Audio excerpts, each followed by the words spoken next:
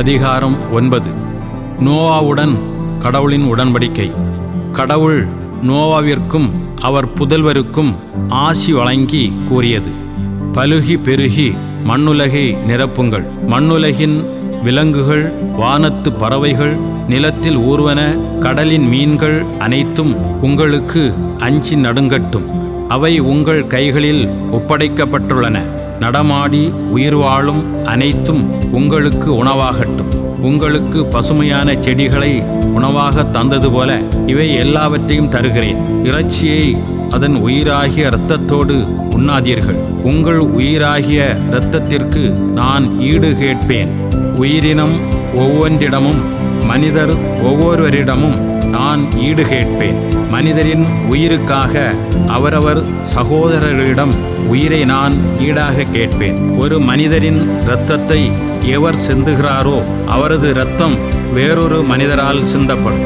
ஏனெனில் கடவுள் மனிதரை தம் உருவில் உண்டாக்கினார். நீங்கள் பலுகி பெருகி பன்மடங்காகி மண்ணுலகை நிரப்புங்கள்.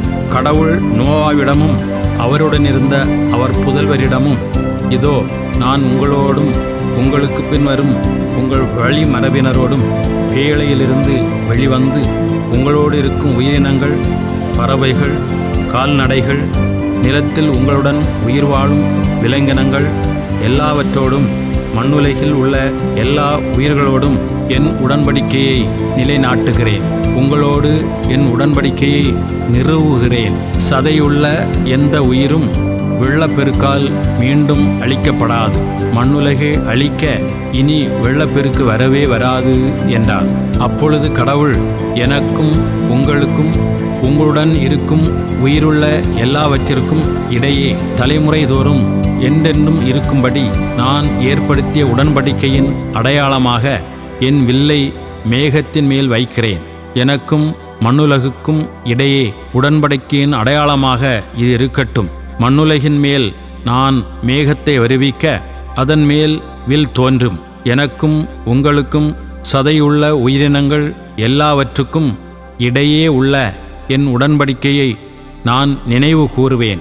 உயிர்கள் எல்லாவற்றையும் அழிப்பதற்கு தண்ணீர் இனி ஒருபோதும் பெருவெள்ளமாக மாறாது. வில் மேகத்தின் மேல் தோன்றும் பொழுது அதை நான் கண்டு கடவுளாகிய எனக்கும் மண்ணுலகில் இருக்கும் சதையுள்ள உயிரினங்கள் அனைத்திற்கும் இடையே என்றென்றும் உள்ள உடன்படிக்கையை நினைவு கூர்வேன் என்றார். கடவுள் நோவாவிடம்: எனக்கும் மண்ணுலகில் வாழும் எல்லா உயிரினங்களுக்கும் இடையே நான் ஏற்படுத்திய உடன்படிக்கையின் அடையாளம் இதுவே என்றார். நோவாவும் அவர் புதல்வரும்.